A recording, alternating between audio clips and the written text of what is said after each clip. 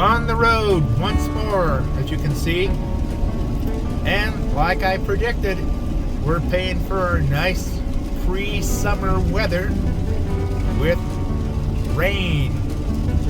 Right now we're on Highway 410, heading over the mountains around the backside of Mount Rainier. And here we are entering Mount Rainier National Park.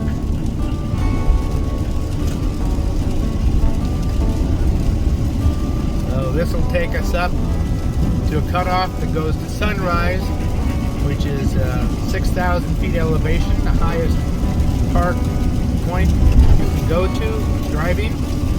But we're going to go past that cutoff because we're heading over towards Yakima and Zilla, Washington, to our first stop, which is a winery.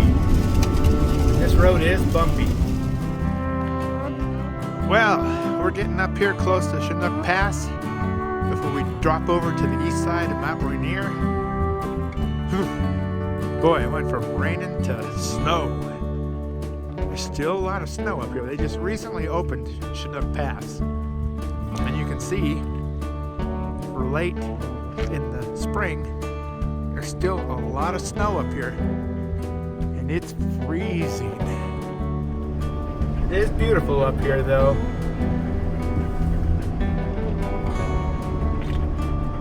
A lot of people coming back from the east side of the mountains in all kinds of RVs. That's why leaving Sunday going in the opposite direction of traffic is always a good idea.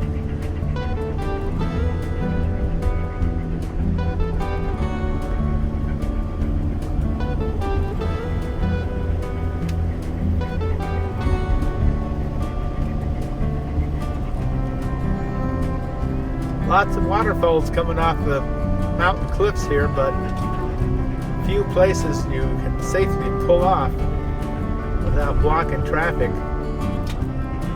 or having some fool try to pass you.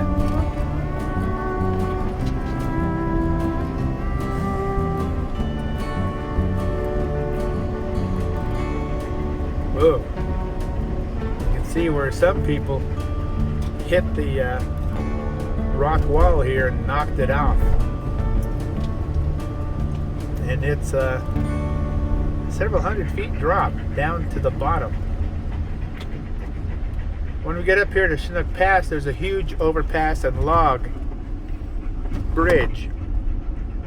And it's a lot of hiking up here. Beautiful hiking.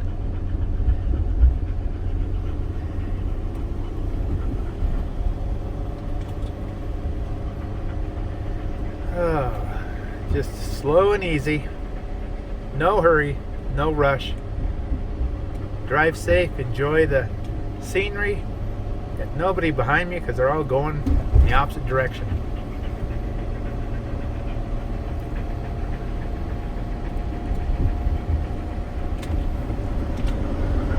Yeah, we're almost there. Gonna be up here passing Tipsoo Lake.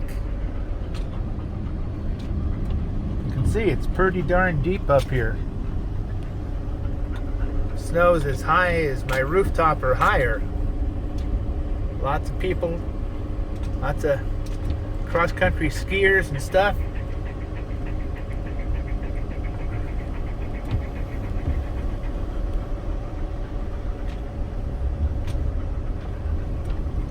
Lots of winter sports people up here.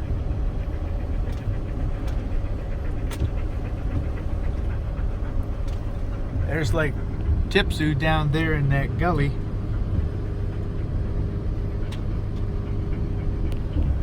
And here's the log bridge we're coming up to. Then there's some huge parking areas up here. Now we are dropping over the east side of the mountains. I'm going to go down here and pull into this one parking lot.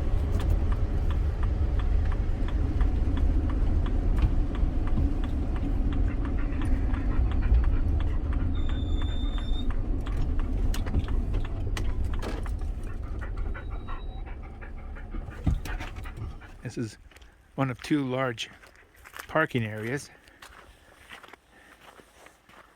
Can't really see much, but that's the valley down there,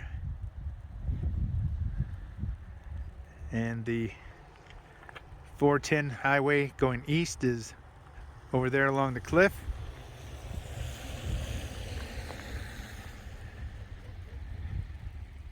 And there's another parking area far over there.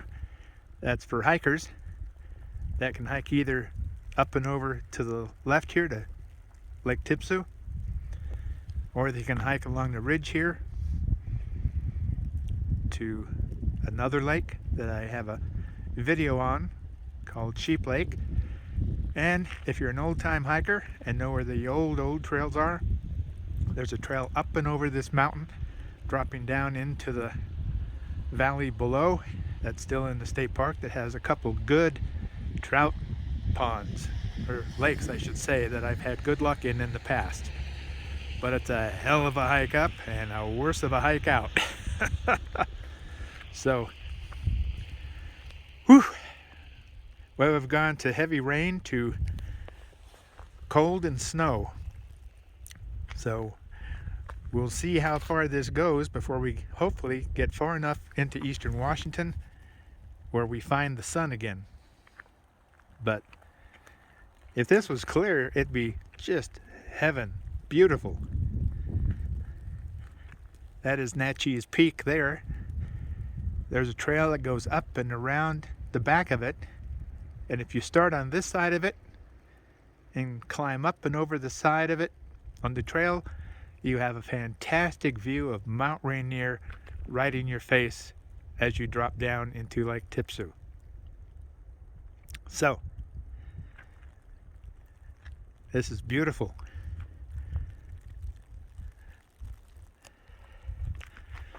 So, we're gonna take off. Oh, well, we're back in the rain again. And we're heading towards Yakima. Hopefully the sun will come out soon. We're just still up here in the mountains is all. And the rivers are beautiful. They're running high. And it's great to be on the road. It's even better to be up in the mountains. Well, we've made it from the soggy side of the mountains in the Puget Sound area over the high snowy passes of the Cascades, and here we are.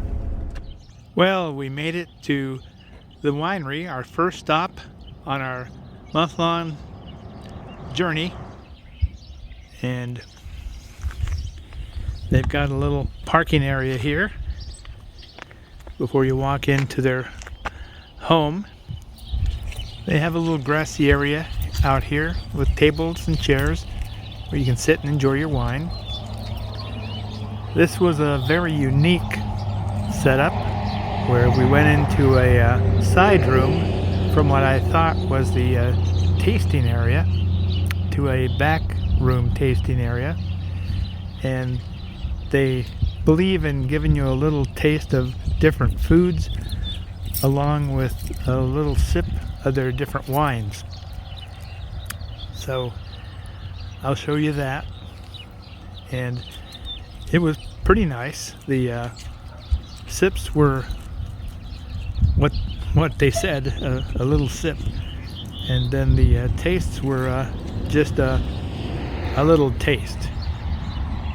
And it was a nice idea, but I would have liked to have had a little more wine to taste better and get the sense of it, and maybe twice as much of the individual little dewdrops of tastes. Their vineyards are far out there, but they seem to own a large piece of land here. They had a very different setup than I had experienced in any other winery. They had a plate and a list of the wines going clockwise that you'd taste one tidbit with each different wine. They gave their wines in little test tubes. So you one at a time pour the test tube into your glass, take a sip of it, and then take a taste of a corresponding selection they had going clockwise on their plate and the map. And this was very, very different. They had us standing at a tasting bar. I felt like I was in the storage room. Well, it's evening here at the winery, and it's looking pretty bad out there. Pretty big, thick clouds. It's 55 degrees outside. I was hoping it was going to be sunny by the time I got on the other side of the mountains here after going through rain and snow and the mountain pass. But it looks like some bad weather's just following me. So we're going to go check out a Oregon ghost town called Shaniko. I've been there once before. It's really interesting.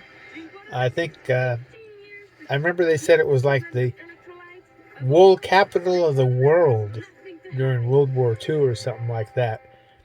And every time part of the town burns down, they just pick up the buildings in the back of the town and move them forward to fill the gaps. So I'll go see what's left. But it was an interesting place, and I hope you guys find it interesting. So we're going to check that out.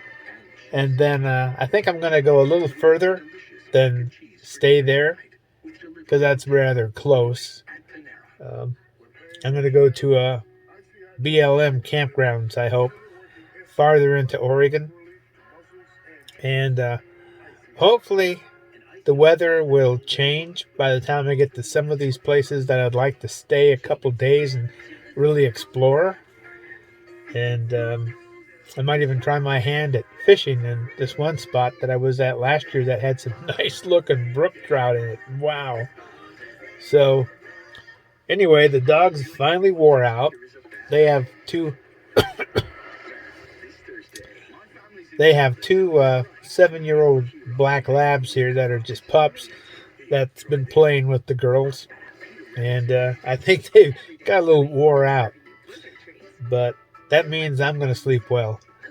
It is so quiet here. No sirens, ambulances, drag racers, just planes going overhead. It's just like, oh, man, I tell you, what a difference. I'm going to sleep real well. Well, it's 5:30 in the morning. I didn't realize how busy the street out in front of the winery was until 5 a.m. They got quite a few sheep here, lots of little lambs, and these guys are like heavy with wool. They're like huge.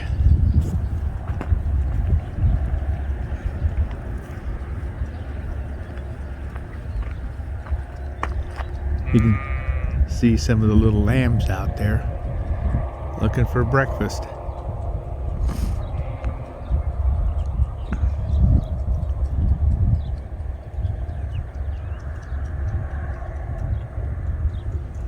Well, we have many miles to go before we rest and a ghost town to explore.